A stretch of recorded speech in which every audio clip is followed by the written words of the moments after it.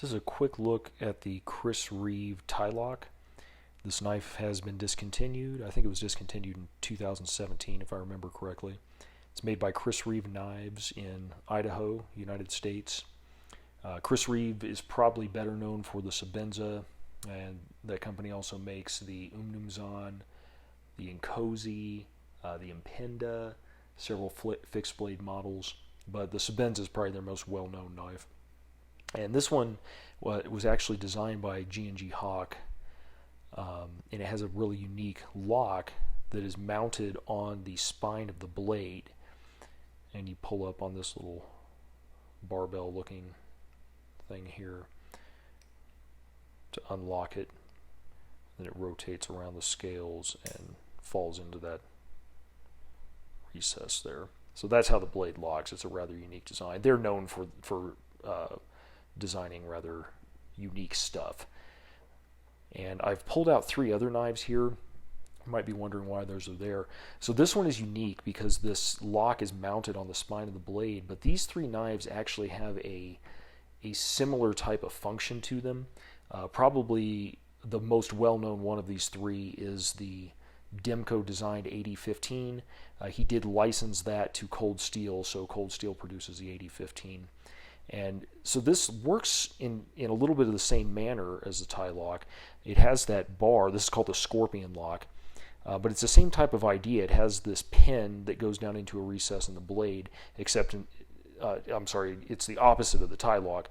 The pin goes into a recess in the blade instead of a recess in the scales. But it's really very similar to the idea of the tie lock, just kind of executed in the reverse manner. And there are also these other 2. So this is the Spyderco P.i.t.s. You can really see kind of the similarity there. This is not a locking knife. This is a slip joint type of design, but it's nice because once you grip it, kind of like with this one here, this one actually locks in.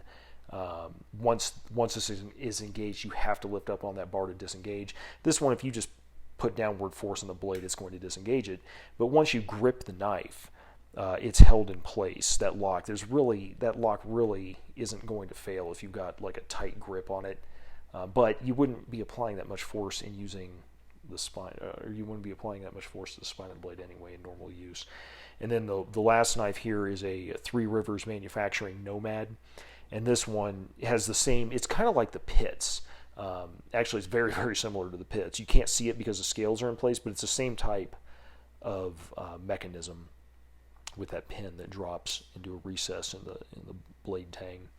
But this, once again, is just like a slip joint knife that doesn't actually lock into place. But when you're using it, it does offer some good security. I don't think, especially if you put your thumb there, it's not going anywhere. So anyway, this is supposed to be about the tie lock, but I thought I'd just pull these other 3 knives out from my collection because they are not identical, but a similar type of functionality to what the tie lock offers. And all 3 of these will be much cheaper to obtain than a tie lock, much cheaper to obtain, because this guy retailed for $475 when you could still get them new. Now that they're discontinued, if they're in the 600s, they go fast. But typically you'll see them above $700. And there are different variations of the tie lock. They have the in motion, which has some neat little circular milling work in here. And I think the lock bar on that one is not blue. I think it's gray. And they have a blue steam version too. You can search Google and see images of those. This is just the plain version. And the first 50 of these produced also, I'll mention this real quickly. So the scales on these are a stone wash, which is a bit of a departure. Most of the Reeve knives, their scales are bee blasted, unless they have wood inlays or carbon fiber inlays, something like that. Then they're polished. But these scales are stone washed. And this is a factory polished pocket clip insert.